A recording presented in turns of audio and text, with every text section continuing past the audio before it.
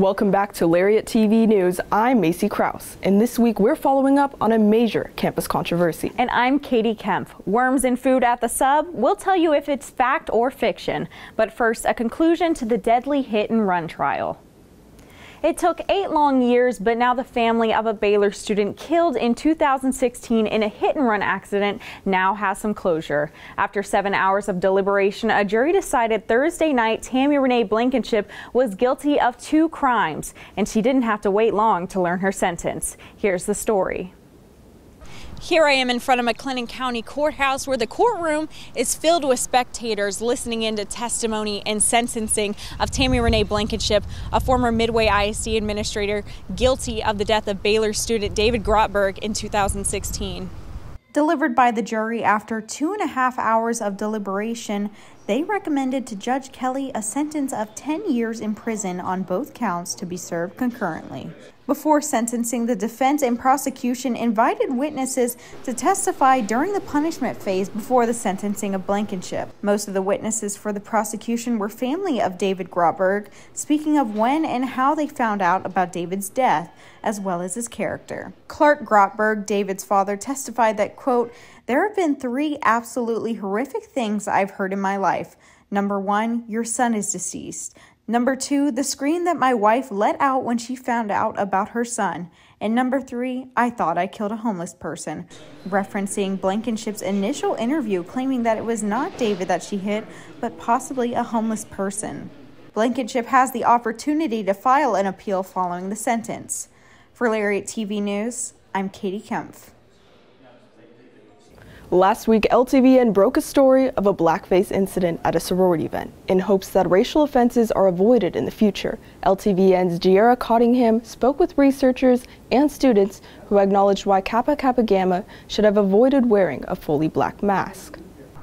A couple of Baylor professors spoke out and were disheartened to hear that a Kappa Kappa Gamma member did in fact represent blackface, wearing a mask colored like the truck behind me at their annual Goth event. One researcher and professor, Dr. Greg Garrett, says although that wearing a black mask may not be negatively intended, it is just by definition negative and usually an attempt to replay slave culture. And the reason why it's offensive is because historically it was used to insult African Americans.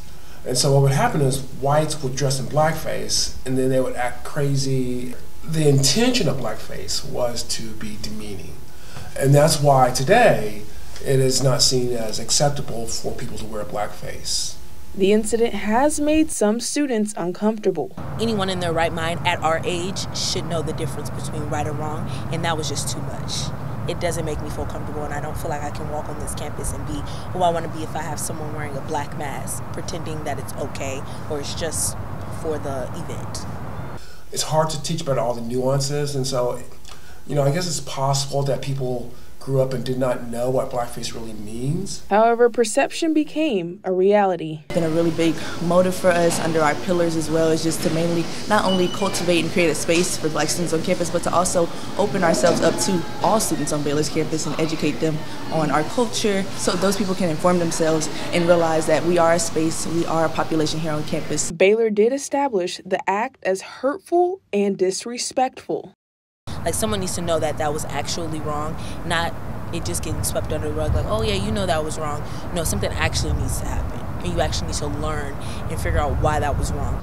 Baylor student organizations are encouraged to utilize on-campus resources that educate and prevent racial offenses. For Lariat TV News, I'm Giera Cottingham. Statistics tell you social media and shopping go hand in hand. Abby Ferguson tells you how a new app may or may not be helping Gen Z fight back against consumerism. It's safe. That's what 2 student ambassadors are saying about a new app designed to organize shopping habits. This app, Locker, is a virtual wish list. It allows users to save products from shopping websites into curated boards. All of the products within these boards are then directly linked to the website, making it a lot more convenient to purchase. 2 Baylor students, Hayden Davis and Katie Bradshaw, are college ambassadors for the app and have found its features useful. Sometimes I'll go on the website and just kind of browse and see what everyone I'm following is saving, and then I'll see something and be like, oh, well, that's cute, let me save it, but I don't really go back and purchase it, you know? Kind of using it as like a Pinterest for shopping. The app may have its perks, but what about the cons? Recent studies have revealed compounding statistics about social media's influence on impulse buying and Gen Z shopping habits. An eMarketer study revealed that in 2023, Instagram Shop had 43 million US buyers, and TikTok Shop had 33 million. Gen Z is also 60% more likely to make an impulse purchase of products they have seen on social media. Those statistics are striking, and it poses questions about the implications of introducing an app like Locker into an age of mass consumerism. But on the other hand, users and ambassadors alike believe that Locker might actually be the solution.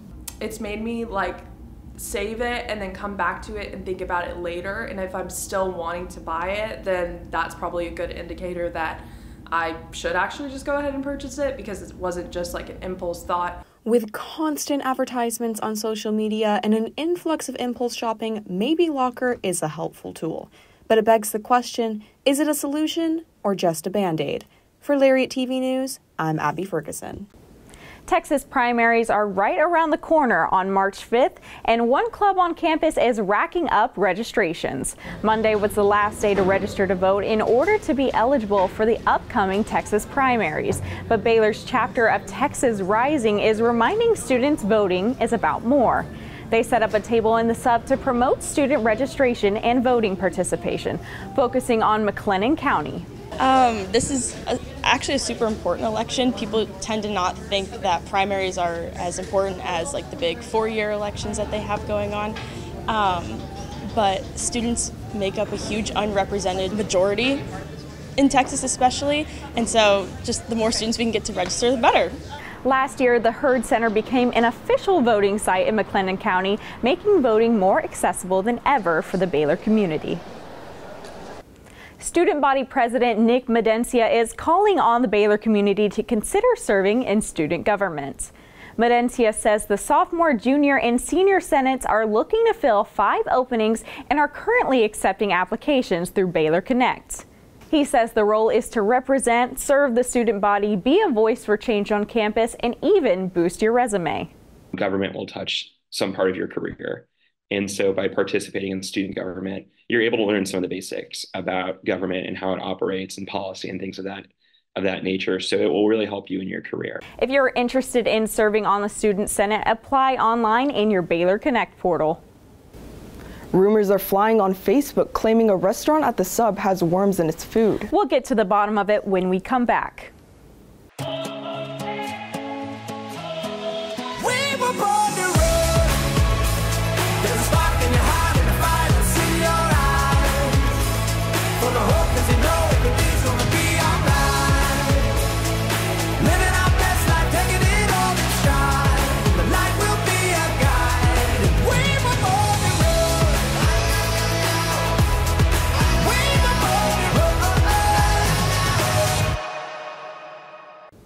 Reports of worms in a student's Panda Express meal at the sub are circulating on Facebook, but are they true?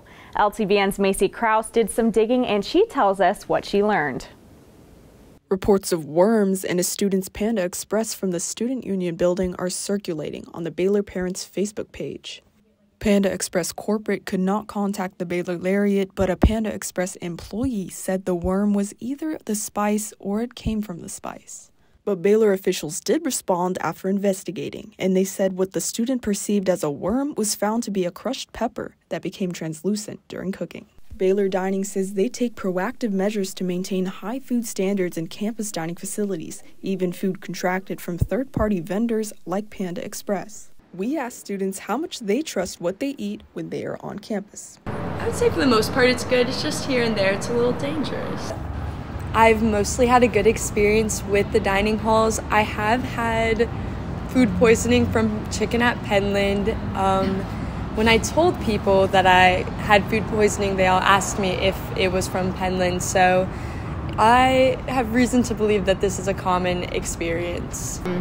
I personally have not had any bad experiences with the dining hall, but I could have just gotten the luck of the draw on that one. I think in terms of food poisoning, Just take everything with a grain of salt. Literally, sometimes the seasoning isn't very good. But also, I think that, I don't know, I think in general for advice, as long as it doesn't, like, look bad, then it's normally fine. Across the 4 dining halls at Baylor, nearly 50,000 meals are served each week by the 270 staff members. For Lariat TV News, I'm Macy Krause. On the corner of 9th and James, a community of volunteers from Baylor helps fight food insecurity, and they use a special technique to do so. Claire Goodyear breaks it down for you. Throwing away an apple core might seem harmless, but one Baylor group highlights the importance of composting. And what we're doing here is we're trying to mitigate food waste from Baylor campus and the Baylor surrounding community, and also help grow fruits and vegetables for our Baylor students to help them, and especially those experiencing food insecurity. According to Dr. Joshua King, over 1/4 of Waco's landfill is food waste, which leads to larger issues. Contributing to our climate problem, and it's taking food away from those who might benefit from it. Our hope here is that we instead take all that waste and turn it into healthy soil that grows healthy plants, helps draw down carbon from the atmosphere, and provides nutritious food for our community. And students can support composting as well, even from their own homes. In terms of composting, let's say that you're in a dorm or in an apartment and you want to bring your food scraps to help mitigate waste from campus, you can also do that as well. Email us and you can get a free bucket so that you can put all your food scraps and contribute to the compost that contributes to the garden beds as well. With the help of the community, food insecurity can be reduced. It is right here near Browning Square, super close to campus, a couple of blocks away. So just letting people know that it exists and its intended purpose is to feed our students. Our hope is that by feeding the soil well and taking our waste and using that well, we're going to contribute to a just community here. And it's just as simple as composting your apple cores. For Lariat TV News, I'm Claire Goodyear. A Baylor grad is featured on Forbes' Next 1,000 list, which highlights entrepreneurs who are redefining what it means to run a business today.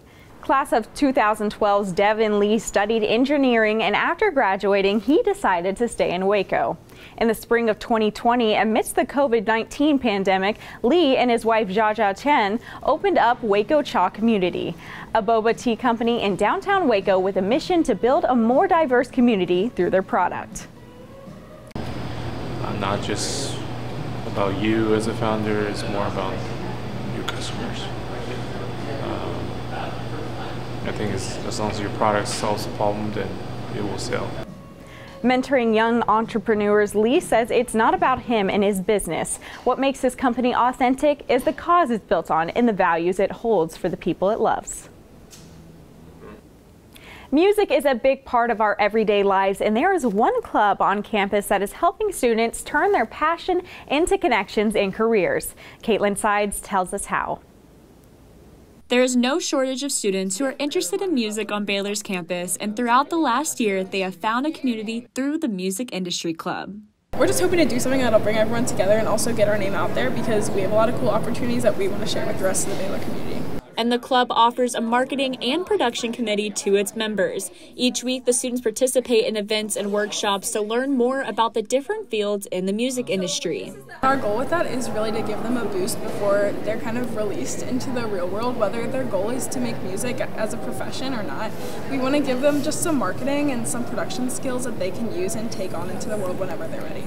Working with student-led bands like Sun, Balaji, and now their new spring artist, Langley Saravich, it's more than a learning opportunity for everyone involved. Saravich likes to write music for his friends and use music as a creative outlet while studying to be a doctor. Like it's written for them, it's about them. It's not something that I'm seeking like a career in. I really want to be a doctor. I have a passion for global health, and I want to work in the mission field. Songwriting is more than just a hobby and has helped him through the harder parts of life, including overcoming the grief he experienced after facing the death of a close friend. It's become like such a beautiful remembrance for my friends that have hiked and have walked with me. It's the deeper connections to the industry that the club says makes it all worth it. I'd really like to see it continue to grow after I leave and do more events, grow larger in members, Just a lot of success stories coming from the club. For Lariat TV News, I'm Caitlin Sides. Arrow at Baylor is a student-led organization that is shooting for the stars and growing their gravitational pull. Earlier this week, the club hosted a NASA information session, and Steve Corner, deputy director at NASA's Johnson Space Center, paid them a visit. The session included tips on how Corner started his journey and ways club members can help their careers take off. Yeah, maybe our rocket only goes 10,000 feet, but now we have professionals from the industry, from Johnson Space Center. They're coming to talk to our club because they're interested in what we're doing. They're interested in our students. And we're obviously psyched to become a part of what they're doing. Campus renovations are causing the movement of an object that has been in the ground for almost 80 years. In preparation for an upcoming memorial of past enslaved people, a centennial time capsule containing a roundup yearbook, Lariat newspaper copies, course catalogs, pictures, letters, and recordings, all from the 1944 to 1945 academic year, was moved this morning to the Texas collection at Baylor. So in a moment, I will ask a few people to come forward to participate in what we call the chain of custody removal process. You are actually getting to see the capsule box, something that has not been done in almost 80 years. And I have a group of students who will be with us as well to help, because back in 1945, there were a group of students who put this capsule together. After site construction, the capsule will be housed on Traditions Plaza, and it won't be opened until Baylor's 200th birthday. After a skid, Baylor men's basketball is making a comeback in the Big 12. And athletic director Mack Rhoades is making headlines. Keep it here. Let there be light. Let there be roommates and teammates and strangers who become family. Let there be marching and cheering. Let there be challenging courses and time to share. Scholarship and championships. Let there be groundbreaking and soul-searching. Let there be laughter. Let there be joy. Let there be light. Coming off 3 straight wins, number 13 Baylor men's basketball faces their toughest challenge yet, playing number 4 Kansas and Lawrence at Fog Allen Fieldhouse. Kansas will be hoping to bounce back from the 75-70 overtime loss to unranked Kansas State. The Jayhawks are 12-0 when playing at home this season. Baylor has only won once in Lawrence and will be looking for their second this weekend. A key to Baylor's success would be the play of Eve Missy, who scored 17 points and made a career-high 7 of his 8 free throw attempts against Texas Tech on Tuesday. The entire team started working on it like 3 weeks ago, and I also I went to the gym by myself to shoot like 100, 200, 500 every day, and I guess it's paying off. Tuesday, men's basketball took down Texas Tech 79-73, claiming their second consecutive top 25 win. Claire Marie Scott takes you courtside. After being ejected for the first time in his career Saturday, Scott Drew led number 13 Baylor men's basketball to a 79-73 win versus number 23 Texas Tech Tuesday night. The Bears and Red Raiders were back and forth for the first 20 minutes heading into the half with a 36-35 lead over Tech. Eventually, the Bears pulled ahead with a 13-0 run in the second half of the game. Ray J. Dennis had a breakout performance, leading the game with 21 points, 5 assists, 4 rebounds, and 4 steals. We started getting stops. They were scoring pretty much at will, and we were trading baskets a lot in the first half, and they even went up 6 points or something like that. And then we started getting stops in the second half and converting and running in transition. Texas Tech head coach Grant McCaslin is a familiar face at Baylor after coaching and playing in Waco for many years. Even though he and Scott Drew are on opposing teams, they have been able to maintain a close relationship. Talk just about every couple days, every day. You know, one of us all in a group text or cheering for each other and pulling for each other. And games like this, I know, make it hard on him, but he's tremendous. Drew acknowledged the team hasn't been performing to its highest level, barely beating out their past 2 opponents after coming off 3 straight losses. What excites me as a coach is I know we haven't played our best basketball yet, and at some point that's our goal. Before the year's out, we reach to that plateau, and we haven't been the best we can be on both ends of the court at the same time. And the Big 12 gauntlet continues as the Bears head into another top 25 matchup Saturday versus number 4 Kansas. For Lariat TV News, I'm Claire Marie Scott. Baylor Athletic Director Mack Rhoades made national headlines after being fined $25,000 for sounding off against Big 12 officiating in Baylor men's basketball's game against Iowa State. It was an embarrassment for this league. Period. Scott said it. We have the best basketball league in the country. And the officiating tonight did not match up. Period. End of story. This league needs to get better. Now he's back in the headlines. Thursday, the university announced Rhoades is the newest addition to the College Football Playoff Selection Committee. Rhoades will be serving alongside athletic directors from Michigan, Washington State, Virginia, and Arkansas. All are also new members. After falling to BYU Wednesday night, Baylor women's basketball is looking to redeem themselves with a victory at home over West Virginia Saturday. The Mountaineers are sitting at second in the Big 12 standings with a 9-2 conference record, as opposed to the Bears' 6-5. Nikki Collins' team has experienced several tight games this season, some resulting in last-minute losses. Coach Collins is looking to eliminate the small errors to allow for fewer close calls. There's never one mistake that leads to a loss, but certainly when you're in 1 and 2 possession games, where the difference between making the right read or missing a defensive assignment is the difference in a 1 possession loss against Kansas State, a 1 possession loss against Iowa State, then it's a little bit different. In an LTVN exclusive interview, Baylor softball player Dariana Orm speaks about how her faith has helped her receive national accolades. Here's LTVN's Allie Check.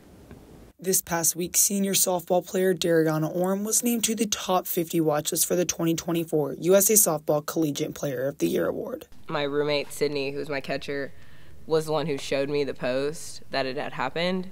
And I thought she was joking, but then she showed me the post, and it was just a surreal moment because that's just being named to that list is something that we all work very hard for. Faith has been a huge part of Dariana's success on the field, and she feels that without faith in Christ, none of her achievements would be possible.